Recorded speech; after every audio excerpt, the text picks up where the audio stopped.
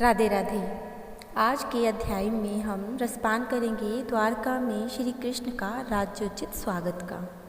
इससे पहले के अध्याय में हमने रसपान किया था कि श्री कृष्ण जी जब द्वारका आ रहे थे तो उनका किस प्रकार से वहाँ पर स्वागत किया गया था, उन्हें किस प्रकार से विदा किया गया था और किस तरह से सब भाव विभोर हो रहे थे। श्री कृष्ण जी द्वारका आ रहे थे। सूत जी कहते हैं कि श्री कृष्ण ने अपने समृद्ध आनर्त देश में पहुंचकर वहां के लोगों की विरह वेदना बहुत कुछ शांत करते हुए अपना श्रेष्ठ 5 जन्य नामक शंख बजाया। भगवान के होठों की लाली से लाल हुआ वह श्वेत वर्ण का शंख बजते समय उनके कर कमलों में ऐसा शोभायमान हुआ जैसे लाल रंग के कमलों पर बैठकर कोई राजहंस उच्च स्वर से मधुर गान गा रहा हो। भगवान के शंख की वह ध्वनि संसार के भय को भयभीत करने वाली थी। उसे सुनकर सारी प्रजा अपने स्वामी श्री कृष्ण के दर्शन की लालसा से नगर के बाहर निकल आई। भगवान श्री कृष्ण आत्माराम हैं। वे अपने आत्मलाप से ही सदा सर्वदा पूर्ण काम करते हैं। फिर भी जैसे लोग बड़े आदर से भगवान सूर्य को भी दीपदान करते हैं, वैसे ही अनेक प्रकार की भेंटों से प्रजा ने श्री कृष्ण का स्वागत किया। सब ने मुख कमल प्रेम से खिल उठे। वे हर्ष गदगद वाणी से सबके सुहृदय और संरक्षक भगवान श्री कृष्ण की ठीक वैसे ही स्तुति करने लगे जैसे बालक अपने पिता से अपनी तोतली आवाज़ में बोला करते हैं कि हे स्वामी, हम आपके उन चरण कमलों को सदा सर्वदा प्रणाम करते हैं जिनकी वंदना ब्रह्मा, शंकर, इंद्र तक करते हैं, जो इस संसार में परम कल्याण चाहने वालों के लिए सर्वोत्तम आश्रय हैं, जिनकी शरण ले लेने पर परम समर्थ काल भी एक बाल तक बांका नहीं कर सकता। विश्व भावना आप ही हमारे माता, सूर्योदय, स्वामी और पिता हैं। आप ही हमारे जगत गुरु और परम आराध्य देव हैं। आपके चरणों की सेवा से हम कृतार्थ हो रहे हैं। आप ही हमारा कल्याण करें। ओह, हम आपको पाकर सनाथ हो गए हैं, क्योंकि आपके सर्व सौंदर्य सार अनुपम रूप का हम दर्शन करते रहते हैं। कितना सुंदर मुख है, प्रेम पूर्ण मुस्कान से स्निग्ध चितवन है। यह दर्शन तो देवताओं के लिए भी दुर्लभ है। कमल नयन श्री कृष्ण जब आप अपने बंधु बांधवों से मिलने के लिए हस्तिनापुर अथवा मथुरा चले जाते हैं, तब आपके बिना हमारा एक एक क्षण कोटि कोटि वर्षों के समान लंबा हो जाता है। आपके बिना हमारी दशा वैसी हो जाती है प्रभु जैसे सूर्य के बिना आँखों की। भक्तवत्सल भगवान श्री कृष्ण प्रजा के मुख से ऐसे वचन सुनते हुए और अपनी कृपामयी दृष्टि से उन पर अनुग्रह की वृष्टि करते हुए द्वारका में प्रविष्ट हुए। जैसे नाग अपनी नगरी भोगवती की रक्षा करते हैं, वैसे ही भगवान की वह द्वारकापुरी भी मधु, भोज, दर्शाह, अहम, कुकुर, अंधक, ऋषिवंशी यादवों के जिनके पराक्रम की तुलना और किसी से नहीं की जा सकती थी, वह सुरक्षित थी। वह पूरी समस्त ऋतुओं के संपूर्ण वैभव से संपन्न पवित्र वृक्षों और लताओं और कुंजों से भरी हुई थी। स्थान स्थान पर फलों से पूर्ण उद्यान, पुष्प वाटिकाएं, क्रीड़ावन फैले हुए थे। बीच बीच में कमलयुक्त सरोवर नगर की शोभा बढ़ा रहे थे। नगर के फाटकों के महल के दरवाजों और सड़क पर भगवान के स्वागतार्थ बंधनबारें लगाई गई थी। चारों ओर चित्र विचित्र ध्वजा पताकाएं फहरा रही थी, जिनसे उन स्थानों पर धाम का कोई प्रभाव नहीं पड़ता था। उनके राजमार्ग, अन्याय सड़कें, बाजार, चौक झाड़ बुहार कर सुगंधित जल से सींच दिए गए थे और भगवान के स्वागत के लिए बरसाए हुए फूल, अक्षत, अंकुर चारों ओर बिखरे हुए थे। घर के प्रत्येक द्वार पर दही, अक्षत, फल, ईख, जल से भरे हुए कलश, उपहार की वस्तुएं और धूप, दीन दान इत्यादि सजा दिए गए थे। उद्धव मणि, शिरोमणि, वसुदेव, अक्रूर, उग्रसेन, अद्भुत पराक्रमी बलराम, प्रद्युम्न, चारुदेव और जामवंती सांब ने जब यह सुना कि हमारे प्रियतम भगवान श्री कृष्ण आ रहे हैं, तब उनके मन से इतना आनंद उमड़ा कि उन लोगों ने अपने सभी आवश्यक कार्य छोड़ दिए। प्रेम के आवेग से उनका हृदय उछलने लगा।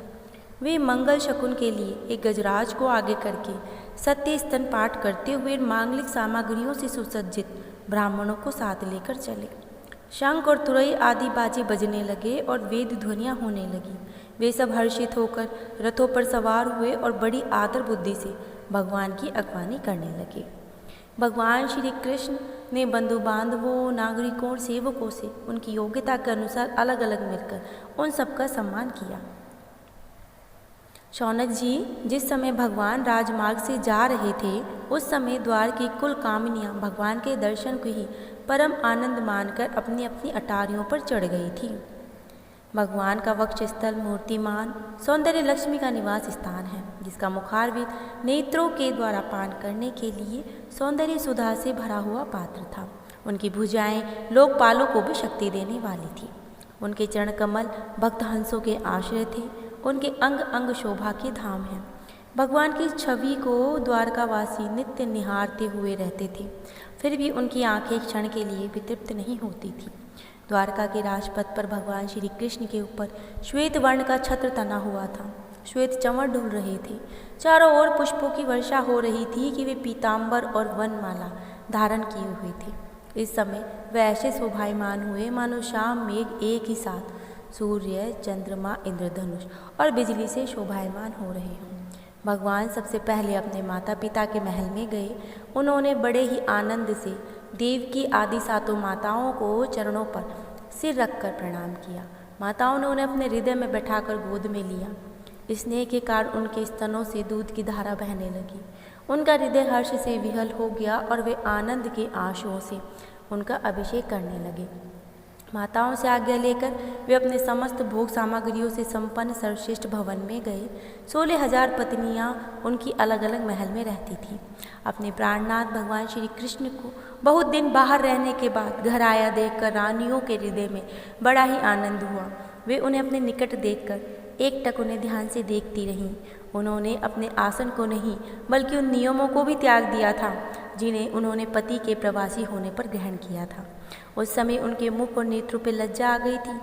भगवान के प्रति उनका बड़ा भाव बड़ा गंभीर था। उन्होंने पहले मन ही मन, फिर नेत्रों के द्वारा और तत्पश्चात पुत्रों के बहाने शरीर से उनका आलिंगन किया। शौनक जी उस समय उनके नेत्रों में जो प्रेम के आंसू छलक रहे थे, उन्हें संकोचवश किसी ने रोका ही नहीं। फिर भी विवशता कारण वे ढलक ही गए। भगवान श्री कृष्ण एकांत में सर्वदा ही उनके पास रहते थे, तथापि उनके चरण कमल उन्हें पद पद पर नए नए जान पड़ते थे। भला स्वभाव से ही चंचल लक्ष्मी, जिन्हें एक क्षण के लिए भी कभी नहीं छोड़ती थी, उनकी संदिग्धि से किसी स्त्री को कैसे तृप्ति हो सकती है। जैसे वायु बांस के संघर्ष से दावानगल पैदा करके जला देती है, वैसे ही पृथ्वी के भारभूत और शक्तिशाली राजाओं के परस्पर फूट डालकर बिना शस्त्र ग्रहण किए ही भगवान श्री कृष्ण ने उन्हें कई अहोषणी सेना सहित एक दूसरे से मरवा डाला। इसके बाद भी आप उपराम हो गए। साक्षात पर परमेश्वर भी अपनी लीलाओं से इस मनुष्य लोक में अवतीर्ण हुए। सहस्त्रों रमणीय रत्नों में रहकर उन्होंने साधारण मनुष्य की तरह क्रीड़ा की थी। कहते हैं जिस स्त्री का पति परदेश गया हो, उसे विभिन्न प्रकार के नियमों का पालन करना चाहिए। जैसे स्त्री को खेलकूद, श्रृंगार, सामाजिक उत्सवों में भाग लेना, हंसी मजाक करना, पराए घर में जाना इत्यादि 5 कामों को त्याग देना चाहिए। और ये सब याज्ञवल्क्य मुनि की स्मृति में कहा गया है कि जिनकी निर्मल और मधुर हंसी उनके हृदय में उन्मुक्त भावों को सूचित करने वाली थी, जिनकी लजीली चितवन की चोट से बेसुध होकर विश्व विजयी कामदेव भी अपने धनुष का परित्याग कर दिया था, वे कमनीय कामनियाँ अपने काम विलास से जिनके मन में तनिक भी शोभ पैदा नहीं कर सकी, उन असंग भगवान श्री कृष्ण को संसार के लोग अपने ही समान कर्म करते देखकर आसक्त मनुष्य समझते थे। यह उनकी मूर्खता है। यही तो भगवान की भगवत्ता है कि वे प्रकृति में स्थित होकर भी उनके गुणों से कभी लिप्त नहीं होते। जैसे भगवान की शरणागत बुद्धि अपने में रहने वाली प्राकृत गुणों से लिप्त नहीं होती है, वे मूढ़ स्त्रियां भी श्री कृष्ण को अपना एकांत सेवी स्त्रीपरायण भक्ति समझ बैठी थी, क्योंकि वे अपने स्वामी के ऐश्वर्य को नहीं जानती थी।